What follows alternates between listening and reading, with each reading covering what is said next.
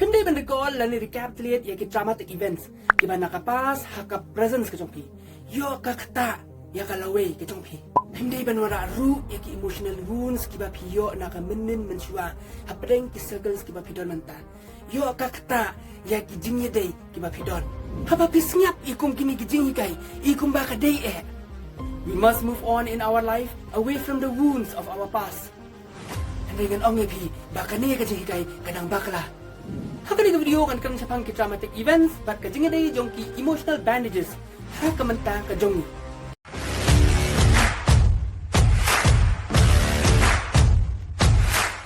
habawan ki jingja ki ba penggala khongpong ya ka jing im ki brio ya ka bangi tip kum kan nodal events kham tam habawan ki jingja ki ba wanra rengkan ya ki jingmong ki jing sngo dan ki emotional wounds let's say habawan ja kum ki traumatic events kum ka acute trauma ka ba shisien kum ka chronic trauma ka ba bun sien but kum ka complex trauma ka ba bun jan ki bun rukom hakum kita ki distress event kan long natural ya ubrio lani ka brio bakin experience ya ka domino effect jong ka complex post traumatic stress disorder but ka post traumatic stress symptoms ka ba jujai ki brio ki ba mat ki jins ngusi ki ba katang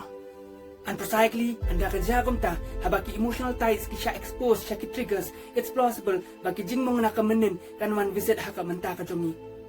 haka jing im ka jing long brio hi wala da ngi day kita ki blamat ki jing ja ki basngosi lani ki traumatic events kadon kam yanga ba pi bangin progress bangin sakut sa haju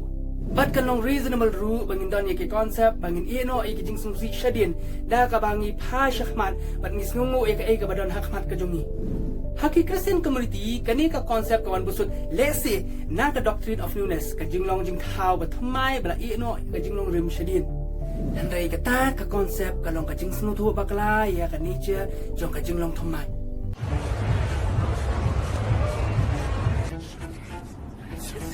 panlong akwa ba pinsnu thu ba ambaro kita ki traumatic wounds ki yo ka healing ka bakura khamtami ki trauma ki ba wan na ka nodal event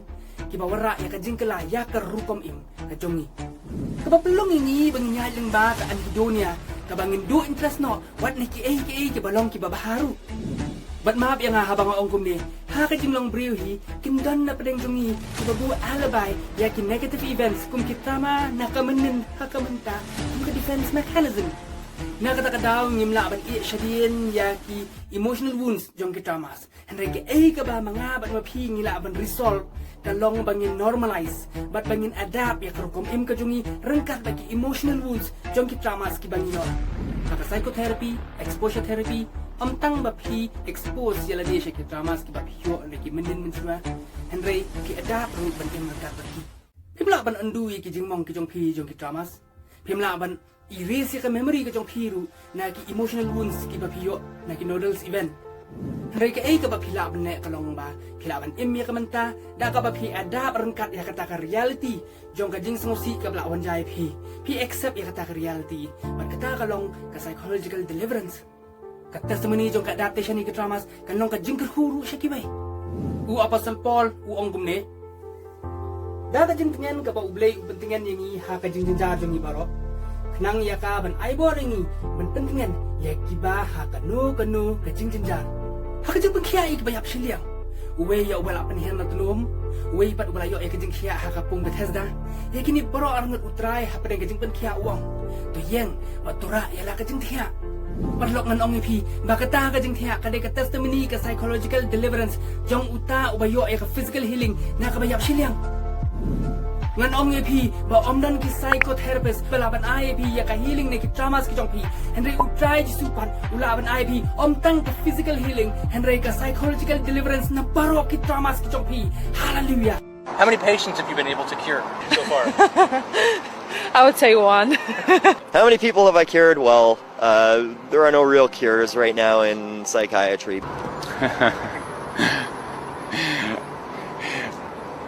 Yeah. The idea of